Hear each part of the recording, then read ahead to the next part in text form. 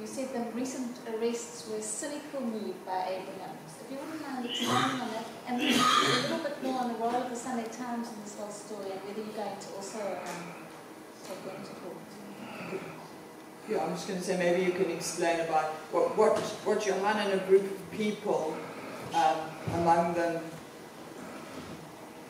facilitated by the public administration faculty at Wits, got together and they all had similar experiences. It was Johan, Dramat, McBride, several SARS officials, and they actually documented those experiences. And they'd all been the victims of a sort of systematic campaign in certain media, followed by a suspension and inability to afford litigation.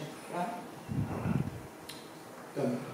Regarding the question about the cynical move by Abrams, if you understand litigation, the challenge in the High Court that I've launched now to declare his decision to prosecute me unlawful, I have to submit an affidavit, and in my affidavit I'm making pertinent allegations about this particular individual, so he has to answer that, otherwise my allegation will stand in court.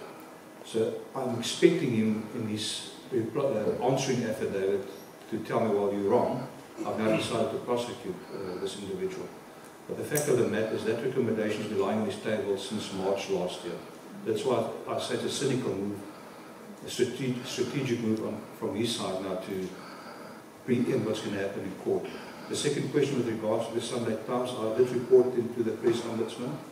On the day of our hearing, the two journalists, Stefan Hofstadter and Afrika, were sitting there, and I talk about it in my book quite extensively.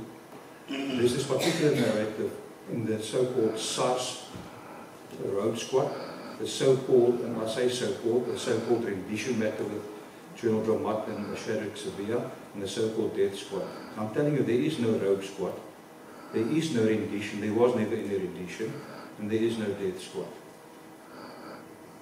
And that narrative has been run by specific individuals, journalists with the Sunday Times, and I've mentioned their names, and it's strange that the same two journalists featured all these so-called exposés. And invariably, and I can prove it with documents, invariably the documents that are leaked to these two individuals are leaked from sources within crime intelligence. And Richard Ngluli's got no small role to play in that regard, and I can prove that. General, what is your view on the current National Police Commissioner, Katlani, and should he stay as permanently in the post as a career police officer? I'm at the back. And then also, you say that Ngluly is still running crime intelligence. How factionalized is the police still today? It's clear from my experiences within the police that within crime intelligence there are definitely factions.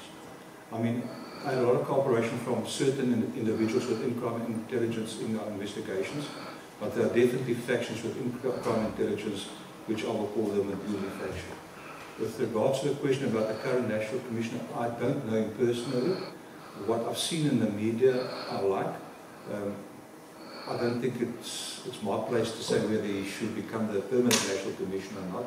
But what I've seen thus far, and the general feel amongst the policemen is very positive about the current Acting National Commissioner. Well, if the police